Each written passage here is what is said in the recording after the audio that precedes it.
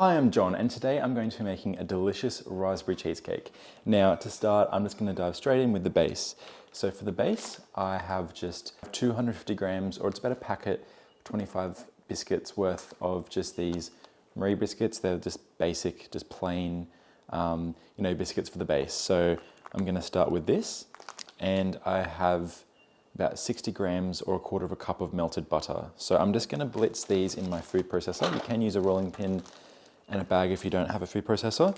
And then I'm going to add in my butter, and I'm looking for a consistency of wet sand. Okay, so I have blitzed these up. My food processor is a bit older and really didn't like some of that, but that's fine. We're looking for, as I said, kind of wet kind of sand, because I'm going to press this in for the base. Now I have a springform pan, and I put some baking paper in the bottom, and I'm literally just going to dump this directly in here and use, generally like a mug can be pretty good, something that's got a flat bottom and fairly straight sides, and I'm just going to tap it down to create this base layer. Now when you're spreading this out, you don't want to be pushing too hard, you just kind of want to tap so it gently spreads to the sides. Also, with this quantity of crumb, I usually like to make a little bit of a side to my cake too. So I push all of the crumbs to the side, a little bit of a wall forms. This isn't necessary, but it just depends on personal preference. All right, so this base is looking good.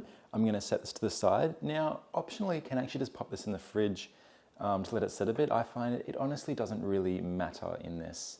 Now, moving on to the cheesecake filling, as I mentioned earlier, I'm making a really nice raspberry cheesecake. So I have my normal cheesecake recipe with my cream cheese and my sugar, all the usual stuff. But I'm going to add in some raspberry compote that I've made. Now I've got mine just cooling down in this pan here, but basically how I made this is I added about 2 cups of raspberries. You can use frozen or fresh. Then I added about 3 tablespoons of sugar, just white sugar, 2 tablespoons of water, and about a teaspoon of lemon juice, just to give it some extra kind of flavor. And you can add any spices you want. I didn't. But yeah, so I've just let this cool down. You kind of boil it down for about 15 minutes, and it creates this delicious, really rich raspberry. It's not as sweet as a jam. You can use raspberry jam, but this is quite a bit more of a tart, like really nice flavor. So I just plan on swirling this around in the cheesecake and using it as the topping. So I'm going to pop that to the side too. Now the beauty of this cheesecake is that it's a no-bake cheesecake, so it's really easy. I mean, the only negative side is that it needs to set in the fridge for about 6 hours. That's the only thing. So you have to be prepared when you make this. So to start, I'm going to put 500 grams of softened cream cheese straight into my stand mixer. Now you can use handheld beaters too. I just find personally it's easier in my stand mixer.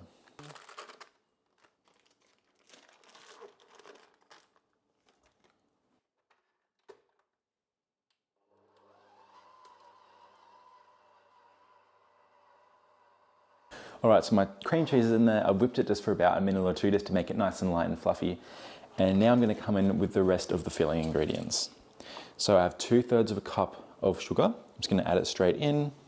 I also need about a cup of heavy whipping cream, or like thickened cream. There we go. And about a quarter of a cup of sour cream. A nice little dash of vanilla extract. And of course, a nice generous squeeze of lemon. Now the lemon as well just brings out the flavors so much. I'd say about a tablespoon, but it depends again on personal preference. And now I'm just going to give this a good mix for a few minutes, just incorporating plenty of air.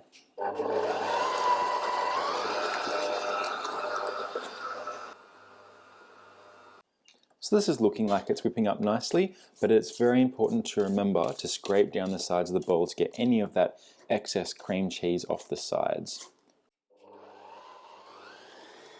All right, so this is looking good. I'm just giving it one last mix. As you can see, it's really nicely incorporated, and it's nice and fluffy, which is exactly what you want. Now, it's always important to have a little taste here. Again, up to your preference, but you might want some more lemon, you might want some more sugar or anything. I think this is perfect for me. But the one other thing I'm going to do is it's time to add a little bit of my raspberry. You can see here this delicious red goodness. So here is my just plain cheesecake filling. And this is where we're gonna start adding some raspberry. Now, I don't want just a pink cake, otherwise I would have added this directly to the bowl with the beater and just mixed it. But I'm just gonna pop probably about, I wanna save 2 or 3 tablespoons worth of this. And I reckon here I probably have about half a cup. So I'm gonna add a couple of tablespoons into my bowl and just kind of give it a swirl. I want some swirls of red and white in here. If I overmix it, fine, it'll become like a pink mess, but that's fine. I just want to try and get some swirls just to make it look interesting and get some taste of just the plain cheesecake and that raspberry flavor in there. So I'm just going to tip all of this directly in, making sure we get all of that goodness in there. Now I'm just going to gently spread this out.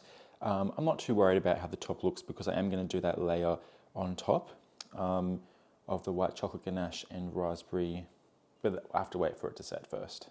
Here we go. So I'm hoping for when you cut into this, I know the top, because I've been smoothing it, it's kind of all just gone pink, but down lower getting that red and that white would be really cool.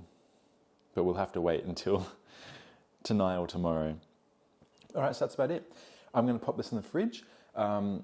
Minimum 6 hours, I would say this needs. Best overnight, but remembering too, if you want to top this like I am going to, it needs to set, and then you're going to come back and make that white chocolate ganache and the extra raspberry on top too. So that also needs an hour or 2 to set, so just beware. So it is the next day. I've taken my cake out of the fridge. Looks fantastic, looks perfect. You can see it right here, it's set. I'm now just going to make the white chocolate ganache and swirl in some of my excess raspberry compote. So somebody has been eating my white chocolate. This is just going to be enough. I'm going to melt it down and mix it with cream.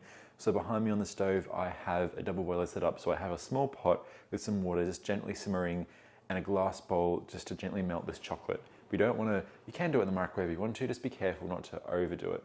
So once the chocolate starts to melt, I'm just going to gently stir it and then add in some cream. Now I want about 1/3 of the amount of cream to chocolate in that kind of ratio. Not a massive deal, it's just gonna set in the fridge again over the top of this cake. All right, so I'm happy with my white chocolate ganache now. It's looking great. It's a little bit creamier and thinner than I wanted, but it'll be fine, it'll set perfectly fine on here. So I've just mixed it in, gently mixed that cream in, and yeah, it's just a nice kind of runny consistency now while it's warm and it will set in the fridge. So I'm basically just gonna cover the top of this cake with this white chocolate ganache. Then I'm going to come along and add a few nice little dollops of this delicious red raspberry compote. So I've just dropped the raspberry in and I've just got a toothpick, or in my case a chopstick, and gently put swirls through the raspberry into the white chocolate. Now you don't want to overdo this, otherwise it'll just turn into a big mess. This just needs to go back in the fridge again for not too long, just an hour or 2, just for everything to set, and then I'll take it out of the tin and I'll serve it. All right, so I've taken my raspberry cheesecake out of the fridge. It's looking good. As mentioned earlier, I could have used a little bit more white chocolate just so it's set a bit more, but it's perfectly fine as is.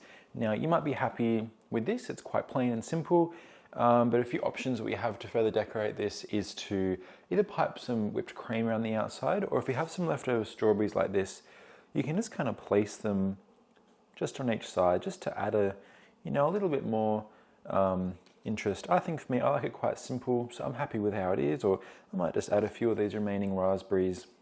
And here we go. I think I'm pretty happy with this. All right, so now it's decorated. Let's cut ourselves off a cheeky little piece. I'm dying to try this.